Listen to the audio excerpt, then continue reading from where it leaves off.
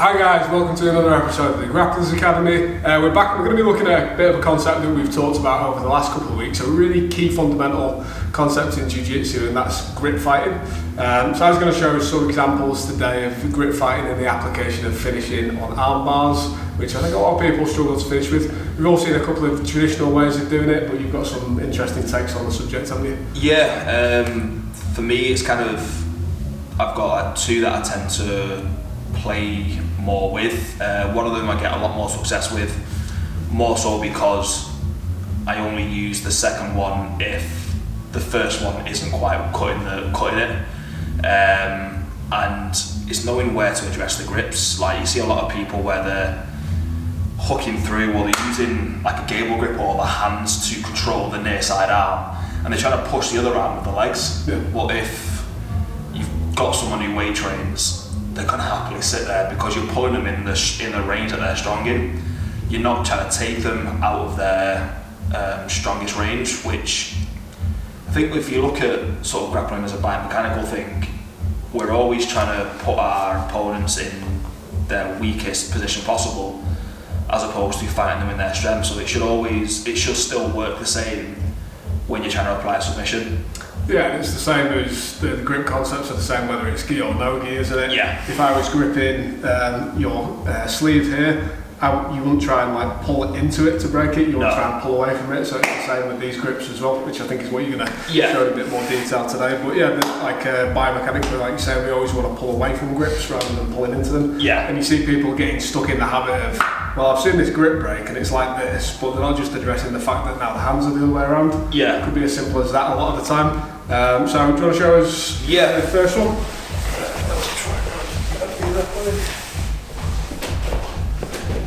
So when we're looking at the armbar, this grip here tends to be one of the more common defences, and you do tend to see a lot of people where they're trying to attack here and they've got a very shallow grip on their arm, trying to cut the bicep, and they're using their hands, and you get a lot of this kind of pressure where they're fighting, and this is all within a strong range. Especially when you get player that weight trains, they're going to have strong structures in this range of motion. So we should really try to avoid fighting in their strongest range and take them into somewhere where they're weaker. Now, the first thing I want to address is if you are going to be controlling the arm, you need to make sure you're having a full connection with it. And I'm a big advocate of going elbow to elbow and hooking all the way through. This helps me secure the circuit by putting my hand on my thigh, whether that's the inside or on the outside, and it frees this up to base if he does try to sit up and try and stack into me. Now the first grip break we're going to look at is going elbow deep onto the arm, and I'm putting my hand on my pocket. Now this secures this near side arm, and there's loads of ways we can secure the far side, or we're crossing our feet and cupping the elbows, going heavy here and just blocking the hips. There's a lot of different ways to cover this, but we're just going to address the grips in this video. Now once I get to here, I don't want to start pulling this way. I want to try and get this rotation on this arm that I'm trying to attack first, because we all know when we're attacking from mount or anything, if we get the elbow above the shoulder or closer to the ear, their arm's in a very compromised and weakened position. So it should be the same thing when we are attacking things like arm locks and things like that as well, where we're not going to attack in this range where they're strongest. I want to try and bring the elbow above, add a bit of rotation, where it's going to weaken the near side arm, but it also puts this grip in a really strained position.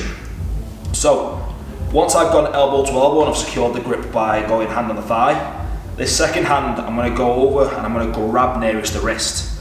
I don't really tend to try and attack this. I'm going to come up here and grab the wrist, and then the hand that's on the thigh is either going to go bicep grip or onto the forearm. I do feel a stronger connection, and I feel a bit stronger when I go onto the forearm rather than on the bicep. So once I get to here, I'm going to bring my body to the side as I'm rotating the shoulder. So it's almost like I'm trying to apply an Americana or a key lock, where I'm bringing the elbow above the shoulder and I'm rotating away, and then as soon as I start to feel that grip break, I'm then going to start to extend backwards, and I'm keeping this sort of Americana grip ready until I get back to here and I can start to extend it. Now the reason this works is it just puts the shoulder in a really weakened position, and then it starts to compromise the whole structure where they're really starting to support their grips. Now, I do get a lot of success with this, but if for whatever reason this one isn't working for me, I have got a second one that takes a little bit more setting up, but it's just as effective for me, where I'm now going to go and switch my grips, and I'm not going to let go of the arm and switch it. I'm keeping this in, and I'm going to go in front of my arm first, pull my other arm out and secure the arm in, and again I'm going elbow to elbow and I'm securing it out of my pocket. I'm also trying to make sure that I'm keeping my chest attached to their elbow as well, so I've got control of their arm, and essentially I've got the mindset here that this is my arm until I give it back to you. And the only way they're going to get it back is by tapping. Now, that was really bad. Well, so I'm going to start to post towards the hips a little bit and start to lean my weight over this way. But if I do that without applying any pressure to the torso, Bond's going to be able to easily sit up, stack into me, and put a bit of a spanner in the works for my armbar attack. Now the way that I counter this is I start to roll onto my other hip and straighten this leg here. So I'm trying to apply pressure to the near side rib cage just to sort of affect their breathing, but it also affects their ability to sit up as easy. Now I'm not trying to sort of sit up on top of them, I'm straightening the leg and I'm putting a lot of pressure into the rib cage. So now as Bond tries sitting up, it really affects it, and I can make this leg go light. Once this leg can go light, I'm going to bring it in and thread it onto the inside. Now once it's on the inside, I'm going to stay on this hip that I've sat on, because I'm going to start to turn my leg and hamstring curl under the tricep. Again, bringing the far arm above the elbow, far elbow above the shoulder, and it will break the grip, and it will put their grips in a compromised position if they can keep hold of the grips. Now, a common way that they try and get out of this way is by doing the hitchhiker escape. But how I counter that is by sending this foot into the far hip, and I'm almost kind of like going into a sprint stance.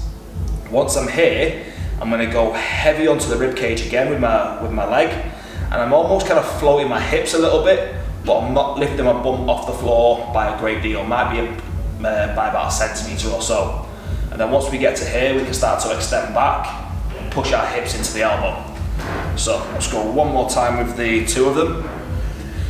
Elbow to elbow grip, and you should have this already by the time you've got into this position. You shouldn't be entering into the armbar position unless you've secured the arm and isolated it properly. Once the hand's on the pocket, I'm going to take hold of the wrist, close the circuit onto my own arm, and I'm going to rotate it and sway above the shoulder with the elbow, and then start to rotate back and finish the armbar. Second one, if that's not working, this arm's going to switch over the top, pull my other elbow out, secure at the pocket, and making sure that I'm still going elbow to elbow. Posting near the hip, going heavy onto the rib cage, bringing this leg through, hamstring curling away, blocking the hips with my leg, and then extending back and finishing the armbar there as well.